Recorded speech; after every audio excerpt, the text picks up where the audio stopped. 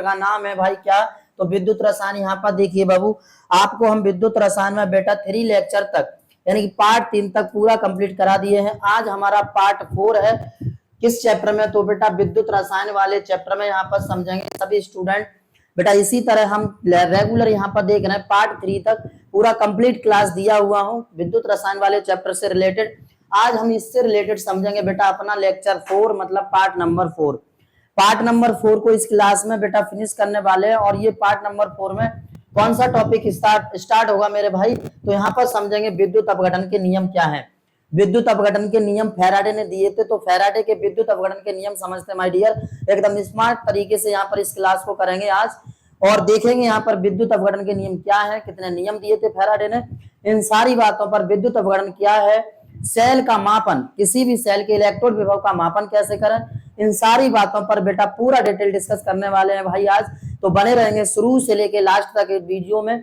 और बेटा वीडियो को प्लीज लाइक कर देंगे शुरू में ही और शेयर कर देंगे सभी बच्चे, जिससे कि आपके साथ साथ भी आपके दोस्त लोग, आपके भाई बहन, आपके पड़ोसी बहुत ही अच्छे से स्टडी कर पाए। तो चलिए मेरे भाई आज की क्लास को स्टार्ट करते हैं। यहाँ पर आप देख रहे हैं ये सेल बना हुआ है, ये सेल बना हुआ है, इसके अंदर जो रासायनिक अपक्रिया होती है बेटा इसी को हम विद्युत अपघटन कहते हैं। क्या कहते हैं भाई, इसी को विद्युत अपघटन कहते हैं, इसी क्रिया को विद्युत अपघटन कहते हैं। ठीक, ओके। तो चलिए आज की क्लास को स्टार्ट करते हैं मेरे भाई। यहाँ पर कौन सा क्वेश्चन है, सबसे पहले टॉपिक हम समझते हैं इलेक्ट्रोड का मापन। बेटा किसी भी सेल के इलेक्ट्रोड विभव का जब हम मापन करते हैं तो किस प्रकार करेंगे, यहाँ पर नजर सामने होनी चाहिए सभी स्टूडेंट की। देखेंगे बेटा सपोज हम एक सेल यहाँ पर ले लेते हैं, ओके, बड़े अच्छे से अपघट्य कहते हैं भाई। तो इसमें हम सपोज कर लेते हैं बेटा NaCl का विलयन भरा हुआ है। ठीक, क्या भरा हुआ है भाई, NaCl भरा हुआ है। अब यहाँ पर हम कहें कि यहाँ पर जो इलेक्ट्रोड लगे हैं, ये एक इलेक्ट्रोड ये है, इसमें इलेक्ट्रोड का नाम दे देते हैं ये Zn है, और ये बेटा Cu मतलब कॉपर है।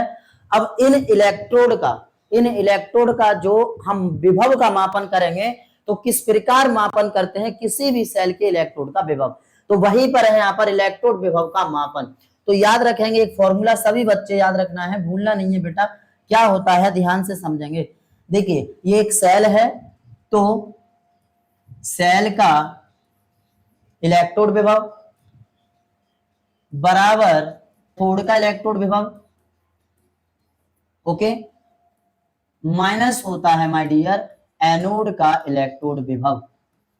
ये फॉर्मूला आपको माइंड में रखना है जरूर। इसी फॉर्मूले के माध्यम से आप किसी भी सेल के इलेक्ट्रोड विभव की गणना करने वाले हैं, राइट। इस फॉर्मूले के माध्यम से आप किसी भी सेल के इलेक्ट्रोड विभव की गणना करने वाले हैं। यहाँ पर समझ गए सभी बच्चे। तो क्या करना है यहाँ पर एकदम इजी वे में मैंने क्या बताया, अगर इसे या करके लिखना चाहते हैं तो या करके लिख सकते हैं बेटा।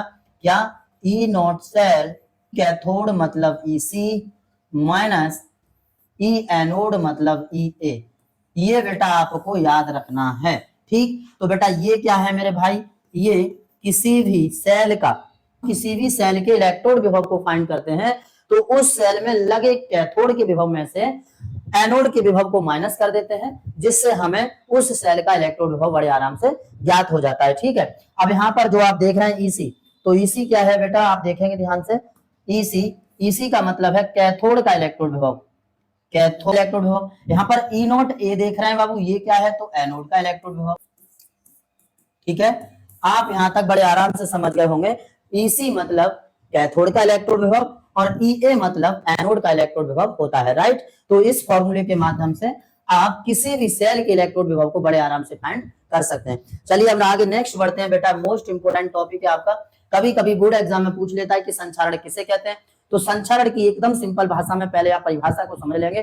देखिए ऐसी कोई धातु जिस पर जंग लग चुका है वही क्या है, संचारण है।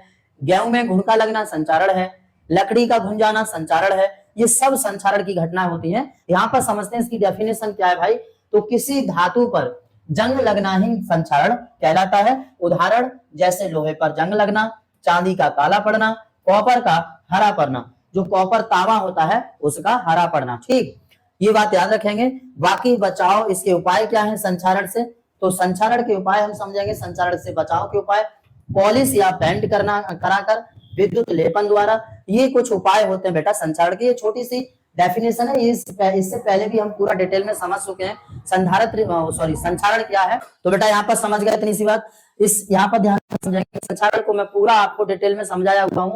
ये पूरा टॉपिक बेटा यहाँ पर संचारण किसे कहते हैं, यहाँ पर मैंने सिर्फ इसमें है तो मैंने आपको बता दिया कि भाई संचारण क्या है। ठीक, आप पूरा डिटेल से समझना चाहते हैं तो संचारण इसी चैनल पर गरिमा क्लासेस 11th एंड 12th वाले चैनल पर बेटा पहुंच जाएंगे और वहां पर समझ लेंगे। पूरा संचारण का वीडियो पड़ा हुआ है, बड़े आराम से डिटेल में समझ सकते हैं कि संचारण की घटना कैसे होती है, संचारण कैसे लगता है।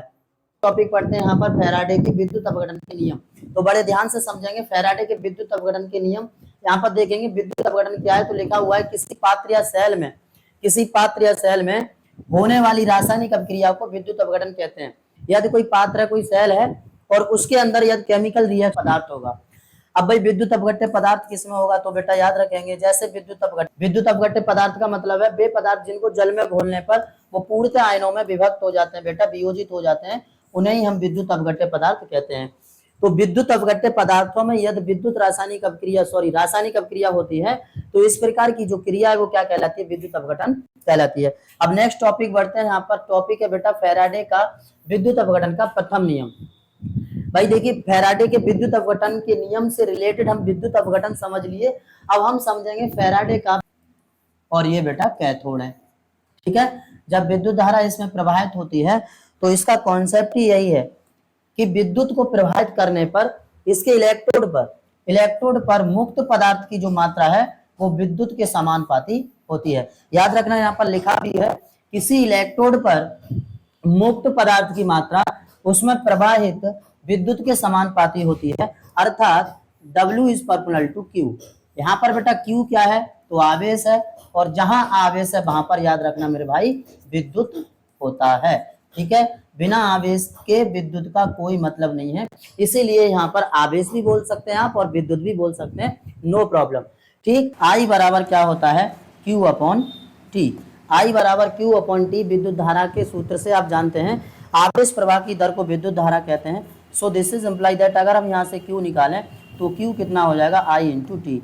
अब बेटा ये जो Q की वैल्यू है, Q की जो वैल्यू है वो उठाओ और इसे हम नाम दे देते हैं इक्वेशन नंबर फर्स्ट का, समीकरण 1 में रख दीजिए। तो समीकरण 1 से क्या हो जाएगा, W इक्वल टू, सॉरी इसे समीकरण 1 नहीं मानेंगे आप, इसे समीकरण 1 का नाम दे दो। ठीक है, तो W बराबर Z इंटू Q का मान कितना बेटा, I into T, right, I into T. तो ये यहाँ से हमारा फॉर्मूला हो जाता है W बराबर Z into I into T. Okay, कोई प्रॉब्लम है यहाँ पर? याद रखेंगे एक पॉइंट, ये पॉइंट याद रखें, बराबर E अपॉन एफ होता है। ओके, अगर आपको Z की वैल्यू रखनी पड़ जाए तो Z बराबर कितना होता है, E अपॉन एफ होता है।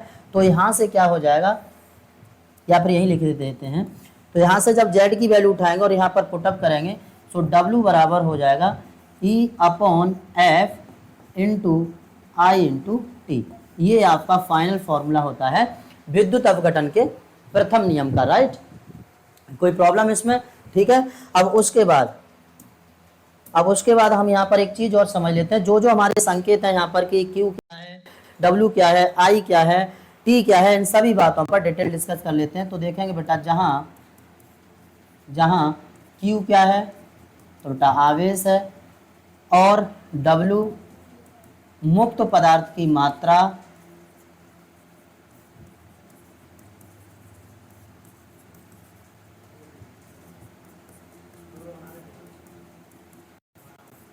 मुक्त पदार्थ की मात्रा।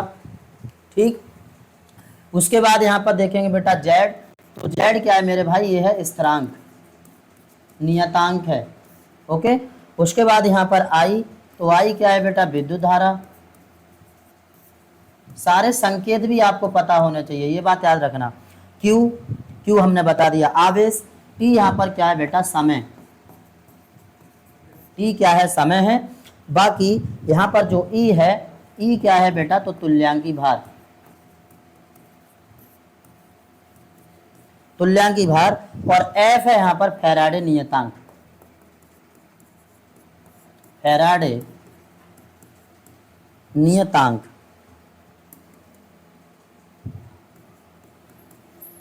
जिसकी वैल्यू होती है 96500 कूलम। याद रखेंगे बेटा यहाँ पर जो फैराडे नियतांक F है, F का मान कितना होता है, तो 96500 कूलम होता है। आप पूरा समझ गए होंगे। ठीक, इससे आगे नेक्स्ट रूल है, समझते हैं भाई द्वितीय नियम। द्वितीय नियम क्या है, तो बेटा अभी अभी हमने एक सेल के इलेक्ट्रोड पर एकत्रित या मुक्त पदार्थ की मात्रा की गणना की थी। अब हम यहाँ पर देखेंगे यदि एक से अधिक सेल हों और उन्हें श्रेणी क्रम में जोड़ा जाए। यार प्यास लग रही है बहुत सी।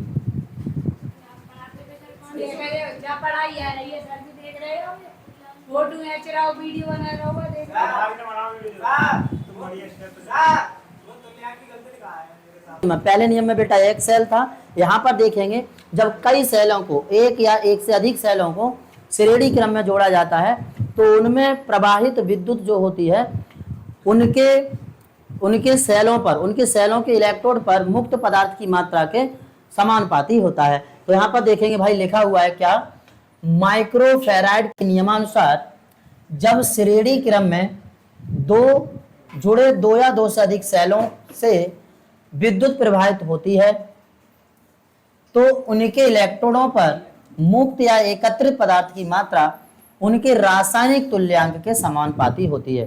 ठीक, थोड़ा ध्यान से समझना बेटा। हाँ हो, तो समझ गए सभी स्टूडेंट क्या बोला है बेटा, याद रखेंगे। माइकल फैराडे के, देखो उसने गलत, ये भी गलत लिख लिया, माइक्रो लिख दिया है माइकल की जगह, करिए चलिए बेटा। तो अब यहाँ पर हम माइकल फैराडे का द्वितीय नियम समझते हैं। विद्युत अपघटन का द्वितीय नियम माइकल फैराडे ने क्या दिया था, थोड़ा ध्यान से समझना। देखिए माइकल फैराडे के नियमानुसार जब श्रेणी क्रम में जुड़े दो या दो से अधिक सेलों से विद्युत प्रवाहित होती है तो उनके इलेक्ट्रोडों पर मुक्त या एकत्रित पदार्थ की मात्रा उनके रासायनिक तुल्यांक के समानुपाती होती है। ध्यान से समझेंगे भाई, जैसे सपोज करते हैं हमारे यहाँ पर दो या दो से अधिक सेल हैं। अब यहाँ पर हम समझते हैं फैराडे का द्वितीय नियम। तो फैराडे का विद्युत अपघटन का द्वितीय नियम क्या है, देखिए हमने प्रथम नियम समझ लिया, अब एकदम बहुत ही अच्छी तरीके से समझते हैं फैराडे का द्वितीय नियम। तो देखिए फैराडे ने अपने द्वितीय नियम में क्या बताया था, जिस प्रकार आप यहाँ पर चित्र बना हुआ देख रहे हैं, इसमें एक या एक से अधिक सेल हैं, मतलब दो से अधिक भी सेल दिख रहे हैं, इसमें आपको दिख रहा है साफ साफ। तो इसमें ये सेल और ये तीसरा सेल, यानी कि यहाँ पर हम नाम दे देते हैं सेल A1 और ये बेटा A2 है, या ABC के नाम से दे दीजिए ABC। ये तीन सेल हैं, तीनों सेलों को हमने एक श्रेणी क्रम में जोड़ रखा है। तो होता क्या है, इनके इलेक्ट्रोड पर मुक्त पदार्थ की मात्रा इसमें प्रवाहित विद्युत के रासायनिक तुल्यांक के समानुपाती होती है। तो यहाँ पर देखेंगे इलेक्ट्रोड पर मुक्त पदार्थ की मात्रा, सेल पहले इलेक्ट्रोड की मुक्त पदार्थ की मात्रा सपोज कर लेते हैं W1 और इसका रासायनिक तुल्यांक बेटा E1, दूसरे सेल की मुक्त पदार्थ की मात्रा W2, रासायनिक तुल्यांक बेटा यहाँ पर E2 और तीसरे सेल के इलेक्ट्रोड पर मुक्त पदार्थ की मात्रा को सपोज कर लेते हैं कितना है, W3 है और रासायनिक तुल्यांक यहाँ पर कितना है मेरे भाई, तो E3 है। इस प्रकार यहाँ पर डेफिनेशन भी लिखा हुआ है, साफ साफ थोड़ा ध्यान से समझना। माइकल फैराडे के अनुसार जब श्रेणी क्रम में दो या दो से अधिक सेलों को श्रेणी क्रम में जुड़े हुए दो या दो से अधिक सेलों में विद्युत धारा प्रवाहित की जाती है तो उनके इलेक्ट्रोडों पर मुक्त या एकत्रित पदार्थ की मात्रा उनकी रासायनिक तुल्यांक के समानुपाती होती है। ठीक, यहाँ पर हम पहले ही लिख दिए हैं, याद रखेंगे बेटा। W यहाँ पर पदार्थ की मुक्त मात्रा है, इस प्रोपोर्शनल टू E है वो इसका रासायनिक तुल्यांक है।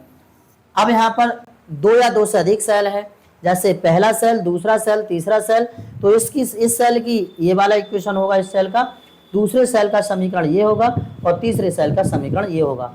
अब अगर और W2 is proportional to E2, okay, so इसलिए W1 इक्वल टू, यहाँ पर बेटा कांस्टेंट K लगा देंगे, आप Z भी लगा सकते हैं, कांस्टेंट को कांस्टेंट से शो कर सकते हैं यहाँ पर।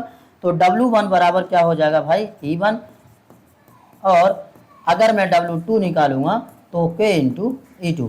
अब हम यहाँ पर क्या करते हैं, इसे सपोज समीकरण 1 मानते हैं और इसे हम यहाँ पर कितना मान लेते हैं, 2 मान लेते हैं।